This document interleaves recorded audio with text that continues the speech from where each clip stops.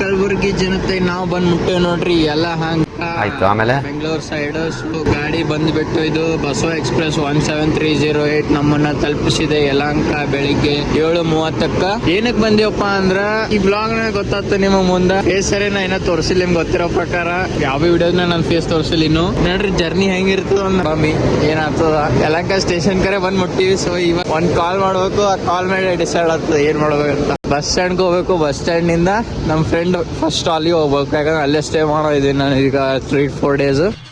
ಈ ನನ್ನ ಮಕ್ಕಳಿಗೆ ತಿಂದ್ಬಿಟ್ಟು ಮನೇಲಿ ಬೇರೆ ಏನ್ ಕೆಲಸ ಇರಲ್ಲ, ಇಲ್ಲಿ ಬಂದು ನಿಂತ್ಕೊಂಡು ಹೋಗೋ ಬರೋರ್ನೆಲ್ಲ ತರಲೆ ಮಾಡ್ಕೊಂಡು ಪೋಸ್ಟ್ ಕೊಡ್ತಿರ್ತಾರೆ. Stay updated guys for this blogs. This are for special.